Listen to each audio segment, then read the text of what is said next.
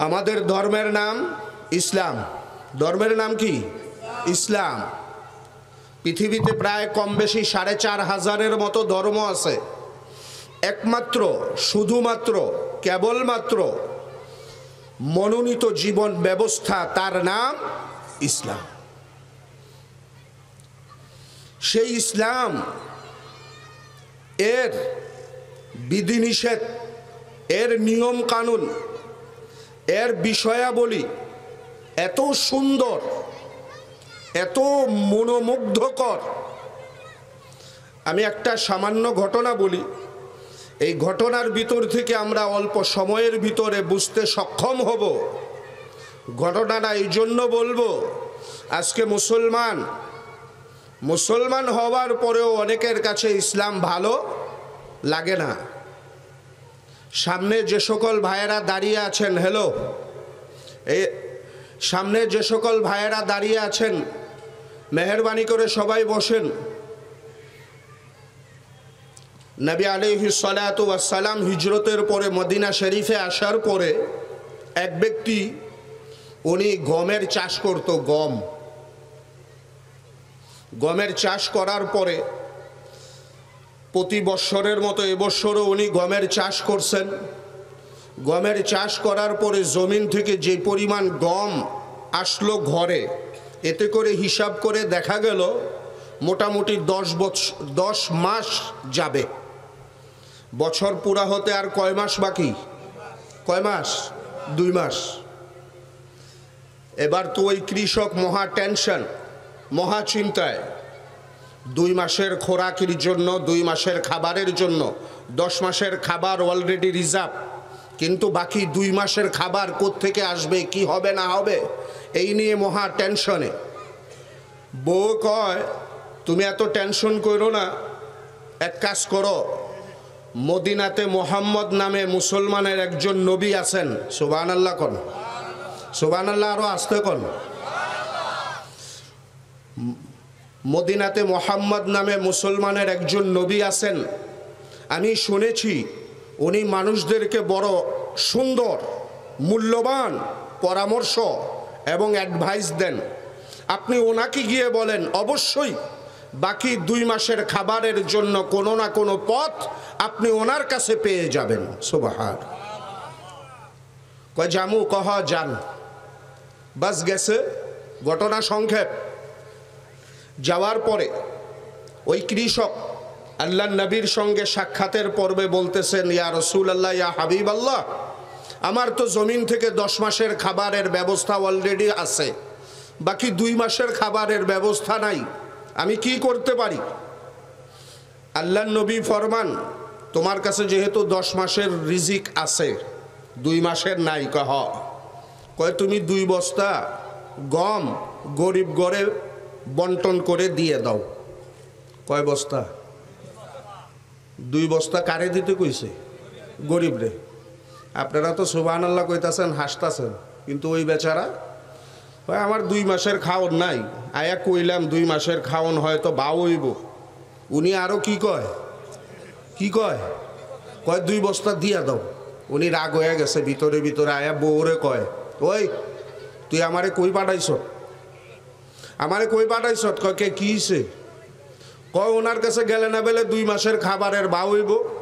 উনি কয় আরো 2 বস্তা দিয়া দিতে মানুষরে। কই দেখেন স্ত্রী, যদিও এখনো মুসলমান হয় নাই, কিন্তু নবীর উপর কেমন ভক্তি, শ্রদ্ধা, সম্মান, বিশ্বাস। মহিলা কয়, এটা কি মোহাম্মদ উনি বলছে? কয় হ্যাঁ। কয় যদি মোহাম্মদ কয়ে থাকে তাহলে অবশ্যই এর ভিতরে বরকত, খায়ের, মঙ্গল, কল্যাণ নিহিত আছে। তুমি 2 বস্তা গরিবরে দিয়া দাও। ওই বেটা পড়ছে দ্বিধা দ্বন্দ্বে। 2 বস্তার জায়গায় 1 বস্তা লইয়া রওনা হইছে। কয় বস্তা? মসজিদে নববীর সামনে বস্তার মুখ খুলে অপেক্ষা করতেছে গরিব করে দিব। দেখে ওসমান গনি রাদিয়াল্লাহু তাআলা আনহু উনি আসতেছেন। এই লোক তো আর ওসমান গনিকে চিনে না, বুঝলেন নাই? ওসমান গনি আসতেছেন। ওই লোক ডাক দেয়, ভাই এদিকে আসেন। আসছে। কয় আমি আপনারে গম দিমু। আমি আর রাখেন, আমার বউরে জিগায় লই। বউরে জিগান ছাড়া আমি লইতে পারুম না। বাসায় আসছে, আইসা খবর নিছে, ওসমান গানির স্ত্রী বলতেছেন আগামী 3 দিনের খাবার অলরেডি এখনো ঘরে মজুদ আছে। সুবহানাল্লাহ কইবেন না? সুবহানাল্লাহ কইেন, ফায়দা হইব, উপকার হবে, শান্তি পাবেন। এগুলো আপনার আমার জন্য আগামী দিনের নাজাতের জারিয়ার মাধ্যম হয়ে আল্লাহর আদালতে দাঁড়িয়ে যেতে পারে। হ্যাঁ, বলবেন, মুখ নাড়াচাড়া করবেন, উপকার হবে। যে জবান আল্লাহ দিয়েছেন সেই জবান যদি আল্লাহর জন্য ব্যয় না করেন তাহলে আর কার জন্য খুলবেন জবান? আল্লাহ বলেন, বান্দা তুই যখন সুবহানাল্লাহ আলহামদুলিল্লাহ কস, লা ইলাহা ইল্লাল্লাহ কস, তখন আমি রহমতের নজর নিয়ে তোর দিকে তাকায়া থাকি, মায়ার নজরে। হযরতে মালিক ইবনে দিনার রহমতুল্লাহি আলাইহি তিনি তো বলেছেন, किसी ने अगर ला इलाहा इल्लल्लाह बोला उसका दिल आईना की तरफ साफ हो जाता है। কেউ যদি লা ইলাহা ইল্লাল্লাহ বলেন, আল্লাহ পাক লা ইলাহা ইল্লাল্লাহর বরকতে তার অন্তরকে আয়নার মতো পরিষ্কার করে দেন। এই জন্য বলবেন। প্রিয় উপস্থিতি, ওই লোক ওসমান গানিকে বলতেছেন এখানে আসেন। ওসমান গানি বলতেছেন আমি স্ত্রীকে না জিজ্ঞেস করে নিতে পারুম না। ওসমান গানি স্ত্রীকে জিজ্ঞেস করছেন, কয় আগামী 3 দিনের খাবার অলরেডি ঘরে অগ্রিম মজুদ আছে। উনি আইসা বলতেছে খাবার লাগবো না আমার, আরও কোনো গরিব অসহায় দুস্থ দরিদ্র তাকে দিয়ে দেন। এভাবে উনি জোহর পর্যন্ত বৈশা রইছেন, কেউ নাই, কেউ নিতে চায় না। দ্বিতীয় দিন আবার বস্তা লয়ে আইছে। এবার দেখতেছেন হজরতে আবু বকর সিদ্দিক রাদিয়াল্লাহু তাআলা আনহু উনি আসতেছেন। লোক তো আর আবু বকরকে চিনে না, কি কন? আবু বকরকে ডাক দিয়া বলেন, ভাই এদিকে আসেন, আপনারে গম দিব, রাখেন, আমি ঘরে জিজ্ঞেস করে লই। ঘরে আইসা জিজ্ঞেস করছেন, কয় আগামী 2 দিনের খাবার অগ্রিম মজুদ আছে, লাগবে না। আবু বকর সিদ্দিকও গিয়া বললেন যে ভাই আমার নেওয়ার কোনো প্রয়োজন নাই, আমার চাইতে যে বেশি মুখাপেক্ষী, যার বেশি প্রয়োজন তাকে দিয়ে দেন। আবু বকর সিদ্দিকও নিলেন না। তৃতীয় দিন আবার বস্তা নিয়ে আসছেন। হজরতে বেলাল হাবশি রাদিয়াল্লাহু তাআলা আনহু, জোহরের সময় হয়ে গেছে। বেলাল হাবশিকে ডাক দিছে, ভাই এখানে আসেন, আপনারে গম দেবো, কয় রাখেন, জোহরের সময় হয়ে গেছে, আজান হবে, খাবার পাক হইতেছে। জোহরের নামাজের পরে রাহমাতুল লিল আলামিন উনি আমাকে দস্তরখানে খাবারের জন্য সাথে নিয়ে বসবে, আপনার গমের আমার কোনো প্রয়োজন নাই। বাসায় চলে গেছে। স্ত্রী কয় কি হইছে, মনটা খারাপ কে? কয় আরে কিছু বুঝলাম না, যারে নিতে বলি কয় আমার বাসায় 3 দিনের আছে, 2 দিনের আছে, 1 দিনের আছে, এখনের আছে, কেউ নিতে চায় না। কয় এখন ঘুমায়া থাকেন, সকালে এটার পরিপূর্ণ জবাব আপনি বুঝতে পারবেন। জামাই ঘুমায় রইছে, বউ এবার সকালবেলা কয়, প্রাণের স্বামী আমার, দীর্ঘদিন পর্যন্ত আপনার সাথে সংসার করলাম, কত রকমের আচার আচরণ আমার থেকে হয়তো প্রকাশ পাইছে, না জানি আমার অজান্তে আপনার মনে কোনো ব্যথা আসছে নাকি। ইসলাম ধর্মের নিয়ম আর কানুন কত সুন্দর। কারো কাছে 3 দিনের খাবার আছে, কারো কাছে 2 দিনের খাবার আছে, কারো কাছে 1 বেলার খাবার আছে, তাদের কোনো টেনশন নাই, চিন্তা নাই, ভাবনা নাই। আর আপনার কাছে আগামী 10 মাসের খাবার আছে, 2 মাসের টেনশনে পড়ে গেছেন। ইসলাম ধর্মের সুন্দর নিয়ম দেখে আমার মন চায় মদিনার নবীর কাছে গিয়ে আমি কালেমা পড়ে মুসলমান হয়ে যাব। স্বামী কয় বিষয়টা যদি এমনই হয় তাইলে তুই একা যাবি কেন, আমিও তোর লগে মদিনার নবীর কাছে গিয়া কালেমা পড়ে মুসলমান হয়ে যাব। এর নাম ইসলাম। সেই ইসলাম ধর্ম আল্লাহ দয়া করে আমাদেরকে রহমত স্বরূপ ইহসান হিসাবে আল্লাহ আমাদেরকে মোমেনের ঘরে, মুসলমানের ঘরে জন্ম দিয়ে মুসলমান আল্লাহ বানাইছেন। শুধু এতটুকু শুকরিয়া যদি মওত পর্যন্ত সেজদায় পড়ে করতে থাকি, শুকরিয়া আদায় করে শেষ করা। প্রিয় উপস্থিতি, যেহেতু আপনার আমি মুসলমান, অতএব আমাদের কাছে কিছু করণীয় আছে, কিছু বর্জনীয় আছে। মন যেভাবে চায় সেভাবে নয়, মন যেভাবে চায় সেভাবে নয়। কিছু করণীয়, কিছু বর্জনীয়। কিরকম? আমি আয়াত শরীফ তেলাওয়াত করেছি খুতবার শুরুতে। আল্লাহ বলেছেন, ইন্নাল্লাহা ইয়া'মুরুকুম আন তু'আদ্দুল আমানাতি ইলা আহলিহা, নিশ্চয়ই আল্লাহ পাক তোমাদেরকে হুকুম করেন আমানতকে তার যথাযোগ্য, আমানতকে তার মালিকের কাছে পৌঁছায়া দাও। নবী আলাইহিস সালাতু ওয়াস সালাম হাদিসে পাকে বয়ান করেন, আরবাউন ইযা কানাত ফিকা মা দাররাকা ওয়া মা ফাতাক। হে আমার উম্মত, চারটা আমল যদি তুমি গ্রহণ করতে পারো, দুনিয়াতেও তোমার পদস্খলন হবে না, কেউ তোমার থেকে ঈমান ও ইসলাম ছিনিয়ে নিতে পারবে না, কেউ তোমাকে বিপদগামী করতে পারবে না, কেউ তোমাকে ধ্বংস করতে পারবে না, কেউ তোমাকে নষ্ট করতে পারবে না রে উম্মত। আরবাউন ইযা কানাত ফিকা মা দাররাকা ওয়া মা ফাতাকা মিনাদ দুনিয়া, দুনিয়াতে তোমার কেউ কোনো ক্ষতি করতে পারবে না। চারটা আমল যদি তুমি গ্রহণ করতে পারো, দুনিয়াতেও কল্যাণ, পরকালেও কল্যাণ। এর মধ্যে নবী আলাইহিস সালাতু ওয়াস সালাম ফরমান, হিফজু আমানাতিন, আমানতের যথাযথ হেফাজত করা, আমানত সংরক্ষণ করা।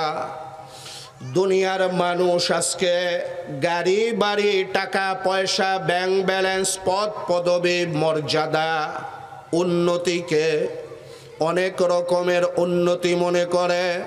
কেউ মনে করে আমি আগে লাখপতি ছিলাম, এখন কোটিপতি হবার কারণে আমার উন্নতি। কেউ মনে করে আমার আগে 2টা বাড়ি ছিল, এখন যদি 4-5টা বাড়ি হয় আমার উন্নতি হয়ে গেল। কেউ মনে করে আমার আগে একটা মার্কেট ছিল, এখন আমি 3-4টা মার্কেটের মালিক, আমার বিশাল উন্নতি। কিন্তু নবী আলাইহিস সালাতু ওয়াস সালাম হাদিসে পাকে বলেছেন, হে আমার উম্মত, চারটা আমল যদি তুমি গ্রহণ করতে পারো, দুনিয়াতেও লাভবান, আখিরাতেও লাভবান। এর ভিতরে 1 নম্বরে হলো হিফজু আমানাতিন, আমানতের সংরক্ষণ করা। 2 নম্বরে সিদকু হাদিসিন, সত্য কথা বলা।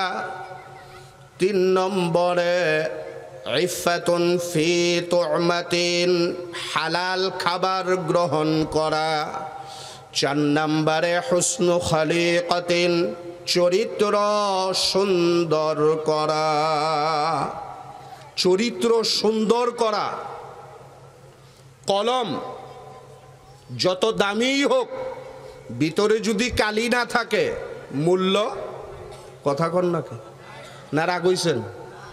ওরে ওইতে দেখছি মাতবুরি করে, সেদিন হেনে ঘুরছে আর মাতবুরি করে। আমি মাতবুরি করি না বাবা, বেয়াদবি মাপ চাই। আমারে বড়রা বসাইছে, ওনাদের আদেশ পালনার্থে বসছি, অসুবিধা নেই তো, কেউ রাগন নেই তো? কি কর, রাগ হইছেন? একটু লড়েন চড়েন। রাগ হইছেন? আলহামদুলিল্লাহ। এই রহমতি পরিবেশে আসার পরেও যদি কেউ রাগ হইয়া থাকে, তাইলে আর হাসি আর আনন্দ কোথায়? নবী আলাইহিস সালাতু ওয়াস সালামের থার্মোমিটারের সাথে মিলান। ইযা সাররাতকা হাসানাতুক ওয়া সাআতকা সাইয়্যাতুক ফাআনতা মুমিন। থার্মোমিটার। আজকে তো আমার কাছে বড় আনন্দ লাগতেছে, বড় খুশি লাগতেছে। এই জন্য তাফসীরুল কোরআন মাহফিলের সম্মানিত সভাপতি একজন শাইখুল হাদিস সাহেব, সুবহানাল্লাহ বলেন না? এই ধরনের মাহফিল, ইসলামিক প্রোগ্রামগুলোতে এমন সম্মানিত সভাপতি যোগ্য আসনে আসীন হওয়া চাই। আল্লাহ পাক সেই সময়কে এখন নিয়ে আসছেন, আলহামদুলিল্লাহ। সামনে আর সেই দিনে ফিরে যেতে হবে না যেই দিনগুলোতে আমরা বিপদের মুখোমুখি হয়েছিলাম, কথা বলেছি একরকম, বুঝছে আরেক রকম, মাইক সরায় ফেলাইছে, ঠিক কিনা? ওরকম আর মুখোমুখি হওয়ার সম্ভাবনা নাই ইনশাআল্লাহ। এখন থেকে ইনশাল্লাহ সামনের দিন সুন্দর, যদি না আমাদের আমল আখলাক ভালো হয়। নবী আলাইহিস সালাতু ওয়াস সালাম ফরমান, ইযা সাররাতকা হাসানাতুক, ভালো কাজ যদি তোমাকে আনন্দ দেয়, নামাজ পড়লে যদি ভালো লাগে, তেলাওয়াত করলে ভালো লাগে, জিকির করলে ভালো লাগে, ওয়াজ মাহফিলে যাইতে ভালো লাগে, যদি এখানে ভালো কাজগুলোতে অংশগ্রহণ করলে যদি তোমার কাছে ভালো লাগে, আল্লাহর নবী ফরমান, দুনিয়াতে তোরে কে কি কয় না কয় দরকার নাই, আমি মদিনার নবী বলি, ফা আনতা মুমিন, তুই হলি মুমিন।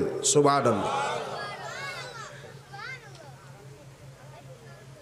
ওয়াসাআতকা সাইয়্যাতুক, গুনার কাজ যদি তোমাকে ব্যথিত করে, গুনার কাজ যদি তোমাকে ব্যথিত করে, নেক কাজ যদি তোমাকে আনন্দ দেয়, গুনার কাজ যদি তোমাকে ব্যথিত করে, তাহলে তুমি মুমিন। এর বিপরীতে যদি গুনার কাজ ভালো লাগে, নেকের কাজ ভালো লাগে না, তাহলে আল্লাহর কাছে এখনই তওবা করা উচিত। আমি ঠিক আছে তো কথা? যদি আমার কাছে নেকের কাজ ভালো লাগে না, গুনার কাজ ভাল লাগে, শান্তি লাগে, মজা লাগে, বুঝতে হবে শয়তানে আমার অন্তরে বাসা বাঁধছে। আমি যে কথা বলতেছিলাম, আল্লাহর নবী ফরমান, 4টা আমল গ্রহণ করো। এর মধ্যে 1 নম্বরে নবী আলাইহিস সালাতু ওয়াস সালামের এই 4টা আমলই আখলাক সুন্দর করার সাথে, দুনিয়ার কোনো উন্নতি নয়, মুমিনের জীবনে সবচেয়ে বড় উন্নতি হলো চারিত্রিক উন্নতি।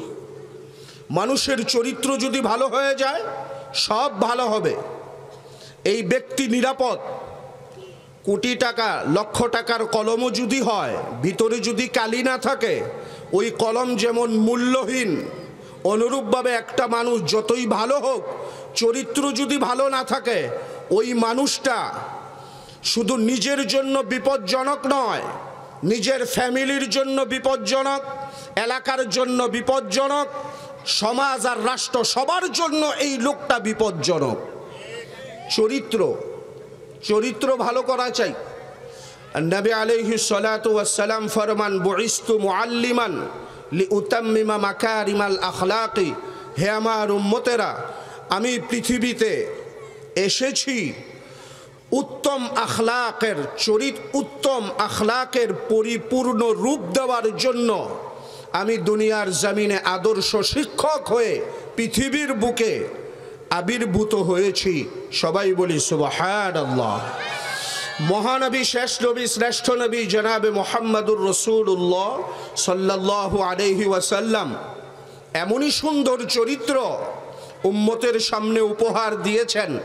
দেখেন, নবী আলাইহিস সালাতু ওয়াস সালাম ফরমান, এই জন্য যার চরিত্র যত সুন্দর হবে, উনি তত বেশি আল্লাহর রহমতের কাছাকাছি হবেন। প্রিয় উপস্থিতি, আল্লাহর নবী ফরমান, 1 নম্বরে হিফজু আমানাতিন, আমানতের যথাযথ সংরক্ষণ করা।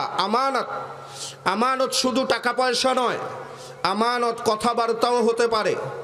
আমানত আল্লাহর ফরজ, আল্লাহর হুকুম আহকাম পালন করা, সেটাও আমানতের পর্যায়ভুক্ত। নিষিদ্ধ বিষয় থেকে বিরত থাকা, সেটাও আমানতের অন্তর্ভুক্ত। নবী আলাইহিস সালাতু ওয়াস সালাম ফরমান, আমানতের সংরক্ষণ করা। দেখেন, পূর্বের যুগে মানুষ আমানত কিভাবে সংরক্ষণ করতেন, আপনাদের কষ্ট হয়? পূর্বের যুগে মানুষ আমানত সংরক্ষণ, আমানতের হেফাজত কিভাবে করতেন, 1-2টা নমুনা দেখেন। আরে, বিকৃত পণ্যের ভিতরে যদি এমন কিছু পাইছে যা সে ক্রয় করে নাই, সেটা আবার মালিকের কাছে ফেরত দেওয়ার জন্য পাগল হয়ে যাইত। এক লোকের কাছ থেকে জমি ক্রয় করছে। আপনারা কথা বললে অসুবিধা, একটু মেহেরবানি। এত সহজ নয়। আপনারা মনে করেন একেবারে মানে বইলেই কথা, আপনি 10 মিনিট কইয়া দেখেন না, কি কন? এটা আল্লাহ পাকের একান্ত দয়া, মেহেরবানি, বুঝেন নাই? মানুষ যত বেশি হয় তত ভালো লাগে, শান্তি লাগে, মজা লাগে। এর ভিতরে যদি এত বাধা, কেউ আয়ে, কেউ বয়, কেউ খাড়ায়, কেউ হুইয়া পড়ে, কেউ বুট খায়, কেউ বাদাম খায়, এত এলোমেলোর ভিতরে যে তসবির দানার মতো এক একটা কথা, একটা যদি ছুটে যায় সব আউলায়া যাইব, বুঝেন নাই? এই জন্য বাবা একটু মনোযোগ, মেহেরবানি, কেউ মনে কষ্ট নিয়েন না। পূর্বের যুগে আমানতের সংরক্ষণ কত সুন্দরভাবে করা হতো। কেউ একজন কারো কাছ থেকে জমি ক্রয় করছেন, জমি ক্রয় করার পরে বিল্ডিং বানাবার জন্য যখন মাটি কাটা শুরু হয়েছে, ভিতর থেকে স্বর্ণের কলস বাইর হইছে। কিসের কলস? স্বর্ণের কলস। এখন যিনি জমি ক্রয় করে নিয়েছেন উনি চিন্তা করতেছেন, আমি তো ওর কাছ থেকে জমি ক্রয় করছি, আমি তো ওর কাছ থেকে স্বর্ণের কলস ক্রয় করি নাই, অতএব এই স্বর্ণ ভর্তি কলসের মালিক আমি নই। জমিন যার কাছ থেকে ক্রয় করেছিলাম উনি মালিক। স্বর্ণ ভর্তি কলস মালিকের কাছে ফেরত দেওয়ার জন্য যেই মাত্র এসেছেন, মালিকও তো সেই যুগে আল্লাহওয়ালা, আমার মতো 2 নাম্বার না তো। মালিক বলতেছে, আরে ভাই কেন আসছেন? কয় আমি আপনার কাছ থেকে জমি ক্রয় করছি, এখন আমি মাটি কাটতেছি, স্বর্ণ ভর্তি কলস বাইর হয়ে আসছে, আমি তো আপনার কাছ থেকে জমি ক্রয় করছি, স্বর্ণ ভর্তি কলস তো আর ক্রয় করি নাই, নেন আপনার জিনিস আপনি নিয়ে আমাকে দায় মুক্ত করেন। কেমন মনে করেন? ওই মালিক বলতেছে, আরে ভাই না, জমিতে যে গাছ আছে ফলের মালিক কয় আমি, অতএব জমির ভিতরে যেই স্বর্ণ ভর্তি কলস সেটাও আপনার, এটা আমার নয়। আমি আপনার কাছে জমি বিক্রয় করে দিয়েছি, অতএব জমিনের ভিতরে যাহা কিছু আছে সব আপনার। ওই লোক কয়, না ভাই আমার বুঝে আসে না, দুনিয়ার এই সামান্য জিনিস ক্রয় করে জান্নাতের নাজ নেয়ামত আমি হারাতে চাই না, আপনার জিনিস আপনি নিয়ে নেন। এই ছিল ওনাদের মনোভাব। মেরে মোহতারাম দোস্ত বুজুর্গ, শেষ পর্যন্ত উনি চায় ঠেলা ঠেলি, উনি চায় ওনাকে দিতে, উনি কয় না আমি নিব না। উনি চায় না আপনি নিয়ে আমাকে দায় মুক্ত করেন, কয় না আমি নিব না। কয় তাহলে চলেন বিচারকের কাছে যাই। বিচারকের কাছে যাওয়ার পর বিচারক তো বর্তমান সময়ের মতো ওরকম বিচারক না। ওই সময়ের বিচারক যিনারা ছিলেন ওনারা ছিলেন আল্লাহওয়ালা, বুজুর্গ, তাকওয়াওয়ালা, আখেরাতওয়ালা, এমন বুজুর্গ মুহূর্তের ভিতরেও ওনারা আল্লাহর স্মরণ থেকে গাফেল হতেন না। ওই বিচারক শোনার পরে বলেন, ভাই কোন ইনসাফের কলম দিয়ে আমি আপনাদেরই বিচার করব? এক কাজ করেন, আপনার কি কোনো ছেলে আছে? কয় আছে। কয় আপনার কোনো মেয়ে আছে? কয় আছে। কয় তাইলে তোমরা দুইজনে বিয়াই হয়ে যাও। কি হয়ে যাও? বিয়াই হয়ে যাও। আর স্বর্ণ ভরা যে কলস পাইছো ওই কলস ছেলে আর মেয়ের বিবাহের ভিতরে দিয়ে দাও। সুবহানাল্লাহ। এই ছিল ইনসাফ, এই ছিল আমানতের সংরক্ষণের নমুনা। ওই সময় ছিল ঠেলা ঠেলি, উয়ে কয় তুইলো, উয়ে কয় তুইলো। আর এখন যদি হতো, কইতো তোরা তোরা ঝগড়া কর, কলস আমারে দিয়া তোরা জাগায় আনতে। বুঝেননি? এই জন্যই আল্লাহর নবী ফরমান, আরবাউন ইযা কানাত ফিকা মা দাররাকা ওয়া মা ফাতাকা মিনাদ দুনিয়া। হে আমার উম্মত, 4টা আমল গ্রহণ করো, দুনিয়াতেও লাভবান। 1 নম্বর আমানতের হেফাজত। আরেকটু সামনে অগ্রসর হই, তাবিঈনের জমানা, কাজী আবু বকর রহমাতুল্লাহি আলাইহি। আপনি আর আমিও যুবক, কাজী আবু বকর উনিও একজন যুবক, কিন্তু কাজী আবু বকর কেমন যুবক আর আমি কেমন যুবক একটু মিলান। কাজী আবু বকর রহমাতুল্লাহি আলাইহি 3 দিনের পেটে ক্ষুধা নিয়া মক্কার বাজারে হাঁটতেছেন, হঠাৎ করে রাস্তায় কুড়িয়ে পাওয়া কোটি টাকা মূল্যের হার উনি পেলেন। রাস্তায় কোটি টাকা মূল্যের হার পাওয়ার পর কাজী আবু বকর চিন্তা করতেছেন, নিশ্চয়ই কোনো ব্যক্তি এই কোটি টাকা মূল্যের হার উনি হারিয়ে ফেলেছেন। লওয়ার সঙ্গে সঙ্গে কোরআনুল কারীমের সেই আয়াত ওনার মনের ভিতরে চলে আসলো, ইন্নাল্লাহা ইয়া'মুরুকুম আন তু'আদ্দুল আমানাতি ইলা আহলিহা। ও দুনিয়ার মানুষ, নিশ্চয় আল্লাহ তোমাদের সবাইকে আদেশ করেন আমানতকে তার যথাযথ মালিকের কাছে পৌঁছায়া দাও। কাজী আবু বকর সেই স্বর্ণের হার, কোটি টাকা মূল্যের হার রাস্তায় কুড়িয়ে পাওয়ার পর এবার চিন্তা করতেছেন, মালিকের কাছে আমি কিভাবে পৌঁছাবো। অবশ্যই যিনি হারিয়েছেন উনি ঘোষণা দিবেন। মালিকের তালাশে উনি নেমে গেলেন।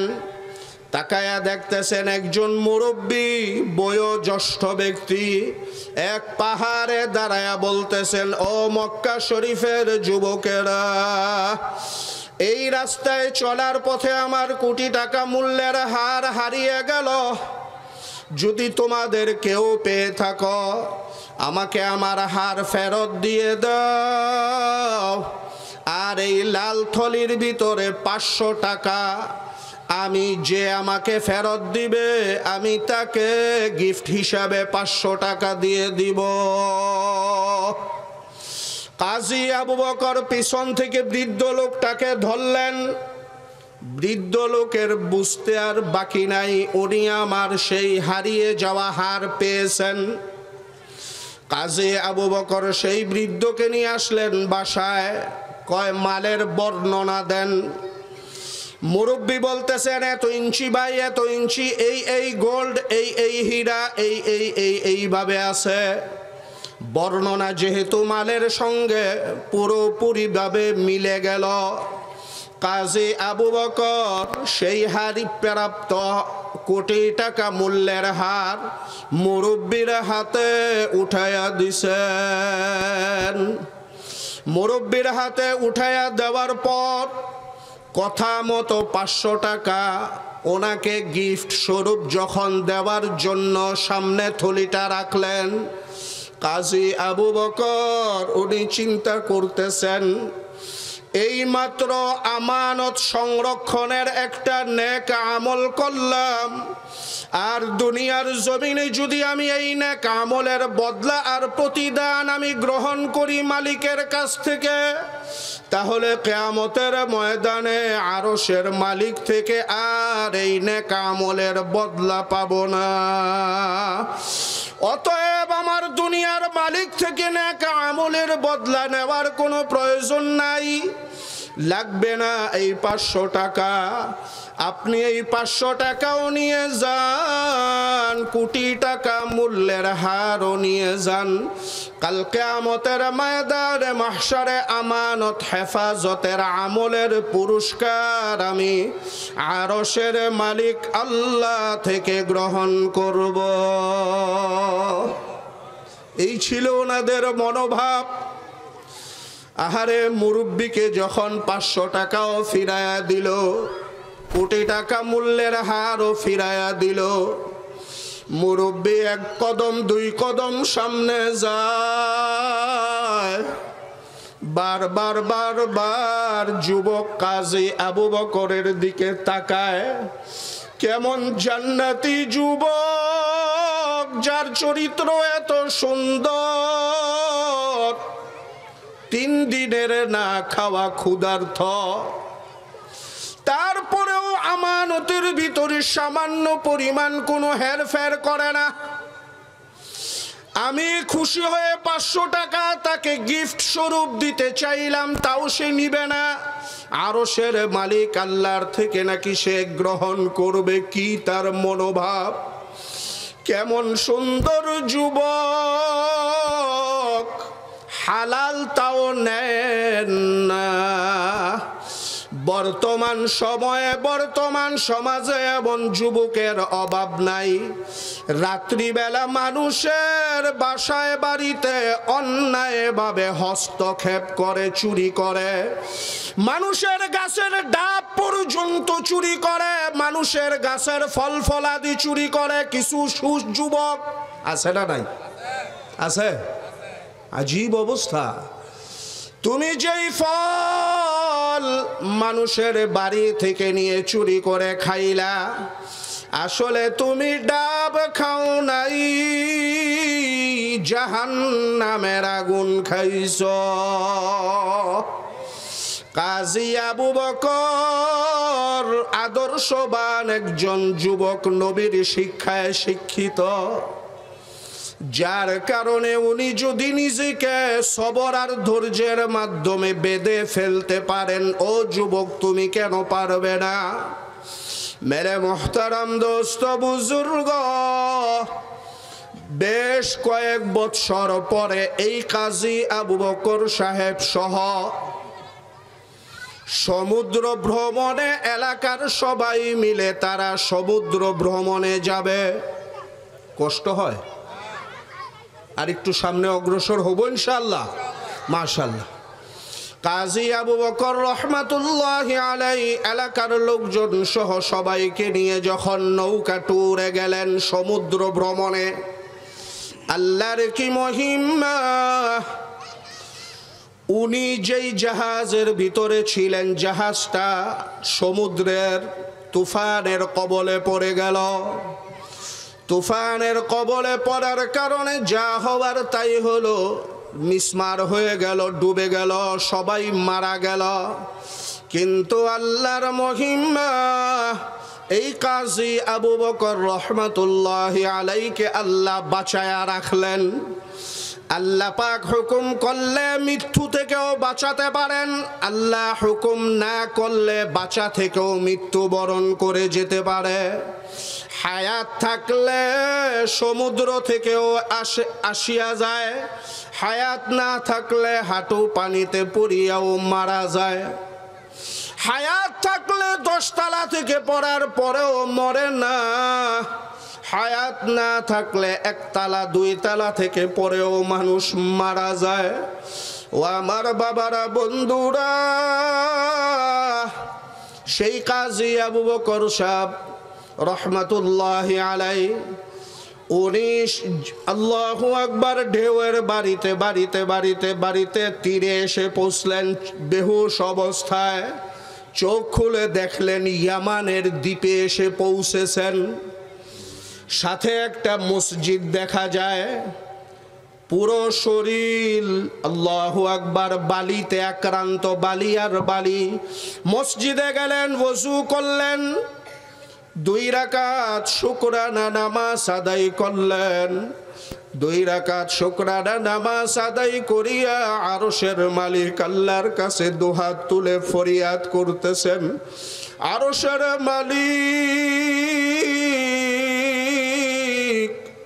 একটা ডাক দেন আল্লাহ, আরো মহব্বতের সাথে জুড়ে আল্লাহ।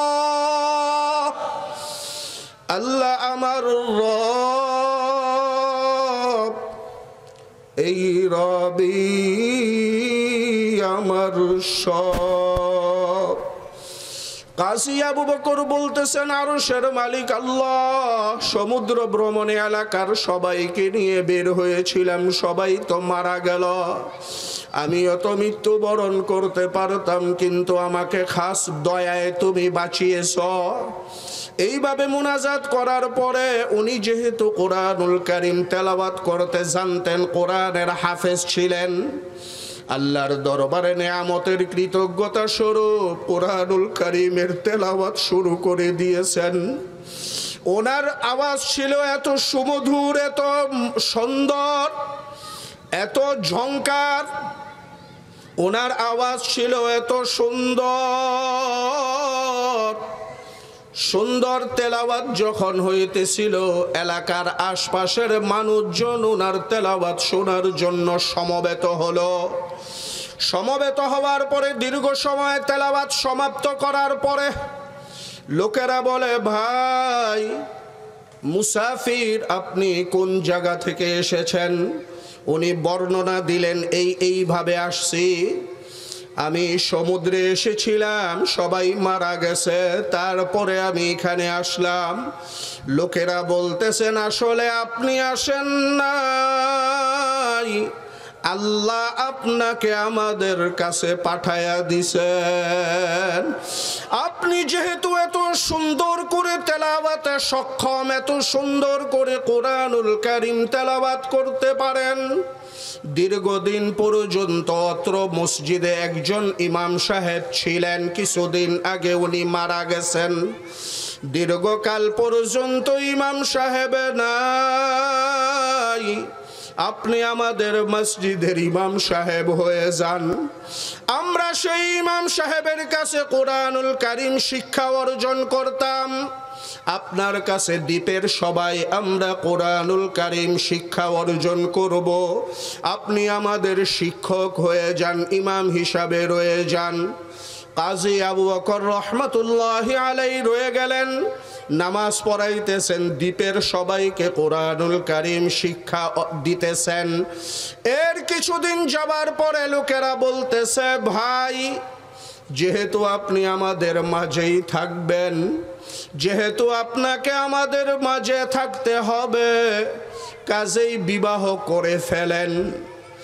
এই দ্বীপের মধ্যে একজন মুরব্বী ছিলেন, জিনার একটা মুত্তাকি মেয়ে আছে, পর্দাওয়ালা, আদর্শওয়ালা, আল্লাহওয়ালা একটা মেয়ে আছে।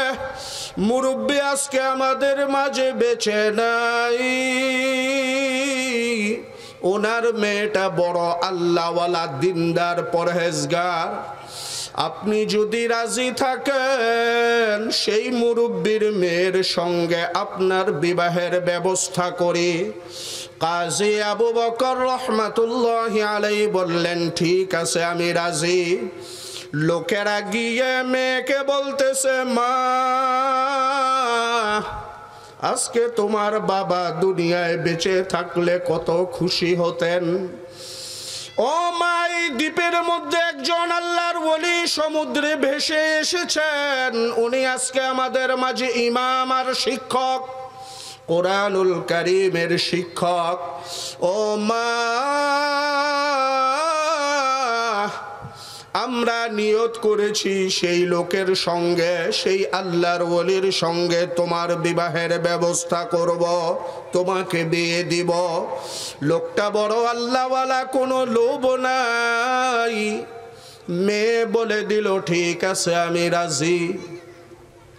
ও আমার বাবারা, বন্ধুরা, বিবাহ হয়ে গেল। বাসর রাত্রে যখন কাজী আবু বকর রহমাতুল্লাহি আলাইহি তিনি প্রবেশ করবেন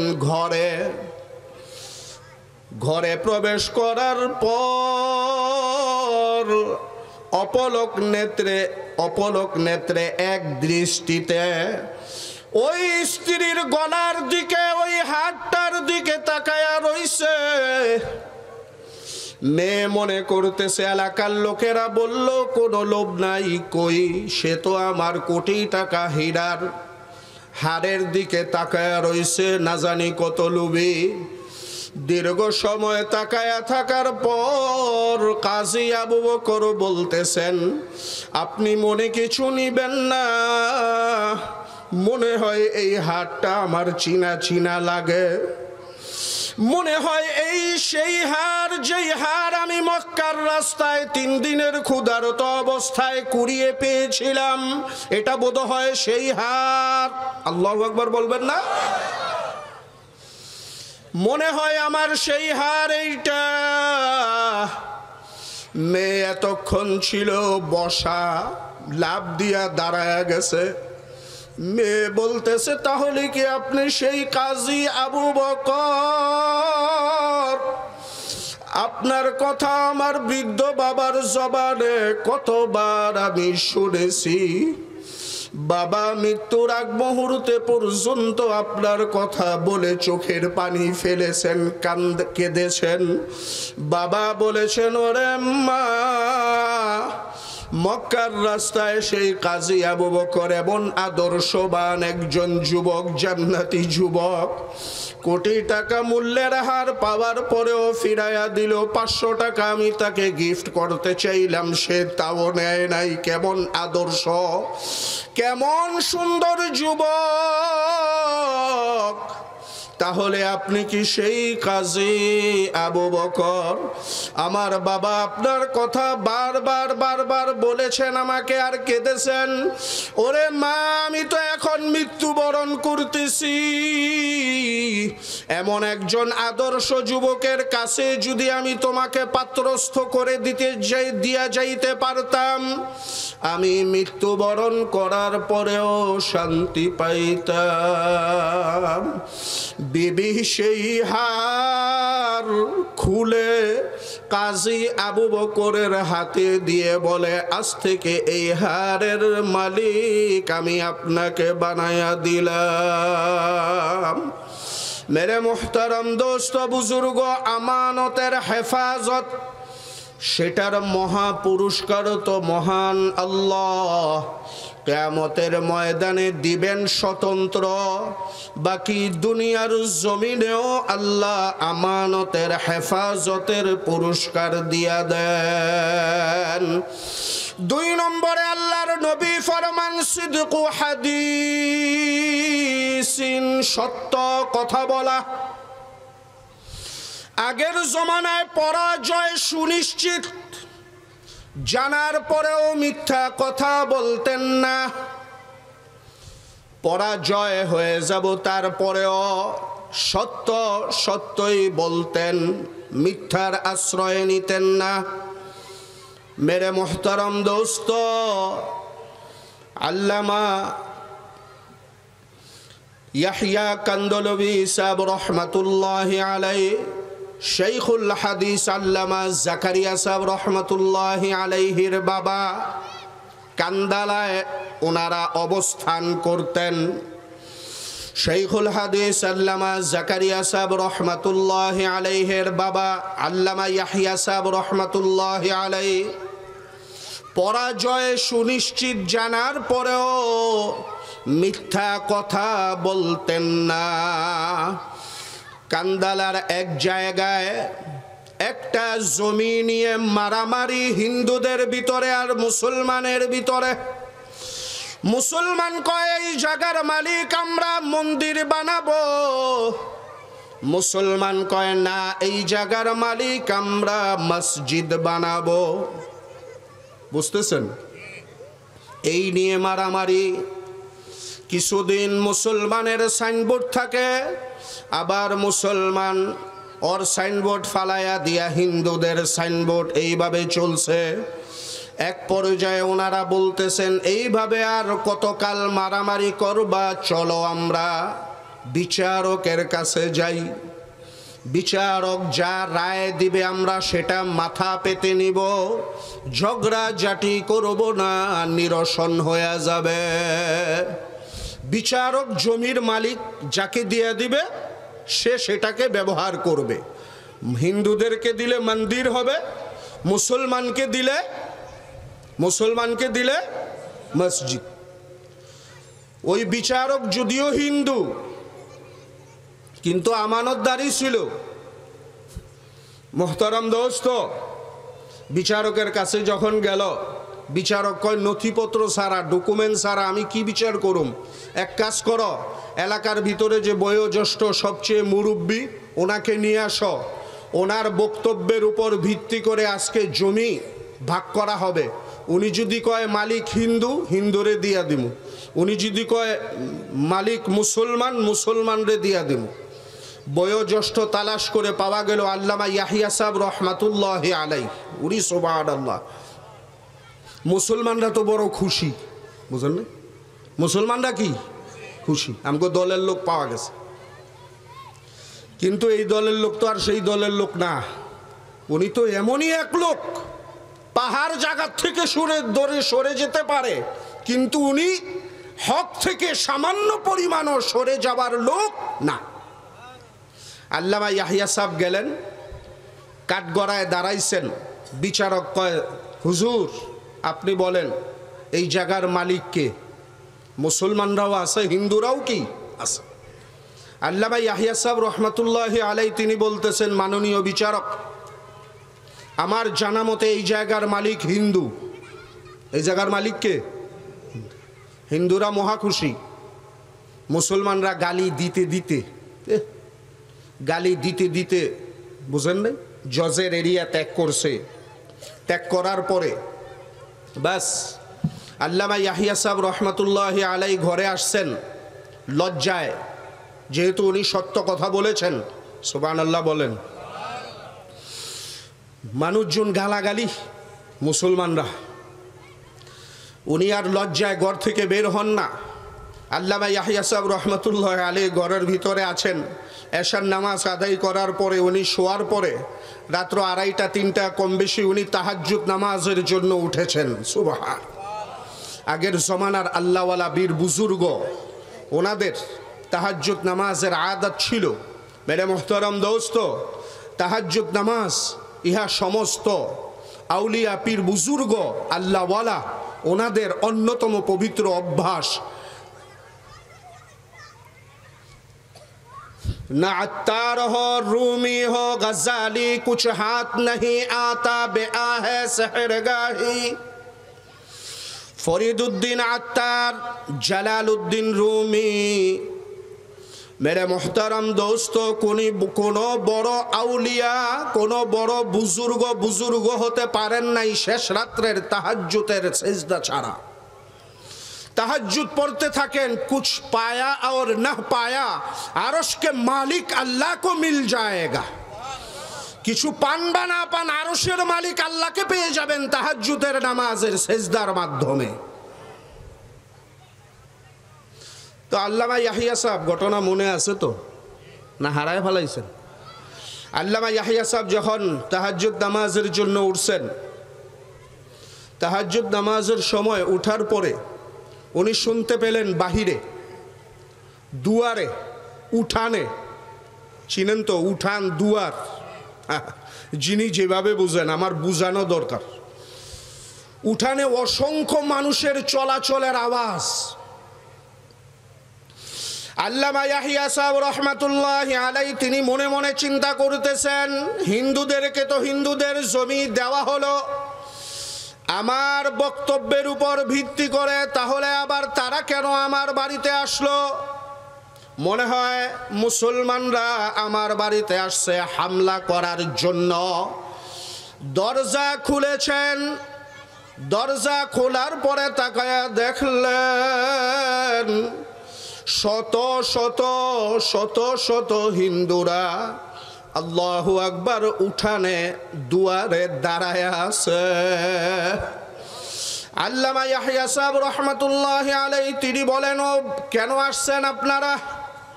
আপনাদের জমিন তো আপনাদেরকে আমার বক্তব্যের উপর ভিত্তি করে দিয়ে দেওয়া হলো, এখন আবার কি চান? হিন্দুরা চোখের পানি ছেড়ে দিয়ে বলে, হুজুর, যে ইসলাম ধর্মের আদর্শ, যেই ইসলাম ধর্ম এত সুন্দর, আমরা আপনার এই বক্তব্যের উপর খুশি হলাম। যদিও আমাদেরকে জজ সাহেব জমি আমাদেরকে দিয়েছেন, আমরা সবাই আপনার কাছে কালেমা পড়িয়া মুসলমান হইয়া জমি সব মুসলমানকে দিয়ে দিব এবং এই জায়গায় মসজিদ নির্মাণ করা হবে। मेरे मोहतरम दोस्तों बुजुर्ग, इस्लामेर सत्यता, इस्लामेर सीमाहीन सुमधुर आदर्श हजरत उमर फारूक रादियाल्लाहु ताआला आनहुर हाथे पारस्যের एक बादशाहर सन्तान युवराज, पारस्যের যুবরাজ, পারস্য দেশের এক বাদশার সন্তান উমরে ফারুক রাদিয়াল্লাহু তাআলা আনহুর হাতে গ্রেফতার হয়েছে। হযরতে উমরে ফারুক রাদিয়াল্লাহু তাআলা আনহু বলেন, ও যুবক, কালেমা পড়ে মুসলমান হয়ে যাও। কয় না, পড়তাম না। কয় তাইলে ট্যাক্স দাও। কয় না, তাও আমি দিব না। কয় কেন? কয় আমারে চিনেন? ওমর ফারুক রাদিয়াল্লাহু তাআলা আনহুকে বলতেছে, আমারে চিনেন? যে ওমর ফারুককে রহমতের ফেরেশতারা পর্যন্ত চিনে। ওমর ফারুক বলেন, কেন এত চিনাচিনির প্রয়োজন নাই, এটা উগ্র সন্ত্রাসী মার্কা, ওরে আগামীকালকে ফাঁসি দেওয়া হবে। হযরতে ওমর ফারুক রাদিয়াল্লাহু তাআলা আনহু বলেন, তোমাকে ফাঁসি দেওয়া হবে, তোমার শেষ কোনো ইচ্ছা আছে নাকি? যুবক বলতেছে, আমার একটা ইচ্ছা, আমার সেই ইচ্ছা পূরণ করা হবে নাকি? কয় হ্যাঁ হবে। কয় আমি এক গ্লাস ঠান্ডা পানি পান করতে চাই। ওমরে ফারুক বলেন, এটা কি কোনো বিষয় হলো? এই দাও, পানি দাও, ওনাকে পানি দাও, পানি পান করবে, তারপরে ওনাকে মৃত্যুদণ্ড দেওয়া হবে। যেই মাত্র ওমরে ফারুকের হুকুমে যুবকের হাতে পানির গ্লাস দেওয়া হলো, যুবক সেই পানি ভর্তি গ্লাস ফেরত দিয়ে দিল, না খামু না। ওমরে ফারুক বললেন, এই মাত্র বলেছো তুমি পানি খাবে, আর এখন তুমি পানি খাবে না।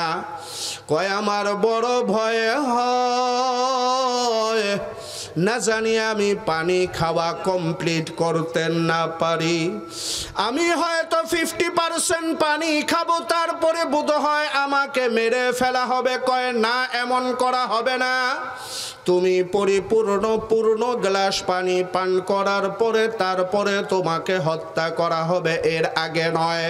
কয় তাইলে আপনি আমার সঙ্গে এই কথাটা আপনি আমার সঙ্গে ওয়াদা করেন, এই গ্লাসের পূর্ণ পানি না খাওয়ার আগ পর্যন্ত তোমাকে মারা হবে না। কয় হ ঠিক আছে বললাম। যেই মাত্র পানির গ্লাস যুবকের হাতে দেওয়া হলো, যুবক পানিটা সঙ্গে সঙ্গে ফেলে দিল।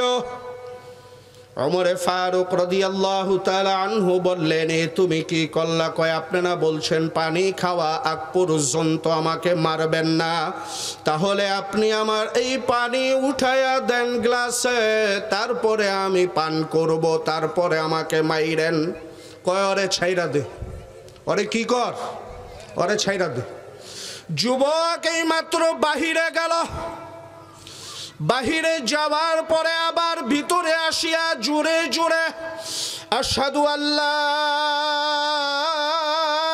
ইলাহা, পড়েন সবাই, আশহাদু আল্লাহ ইলাহা ইল্লাল্লাহু ওয়া আশহাদু আন্না মুহাম্মাদান আবদুহু ওয়া রাসূলুহু। ওমরে ফারুক আশ্চর্য হয়ে গেলেন, তোমাকে কতবার বললাম কালেমা পড়ো, মুসলমান হও, পড়লা না, কত রকমের নাটক করলা, অভিনয় করলা, কালেমা পড়লা না, এখন তোমাকে ছেড়ে দিলাম, তারপরে কেন বাহির থেকে ভিতরে আসিয়া কালেমা পড়লা?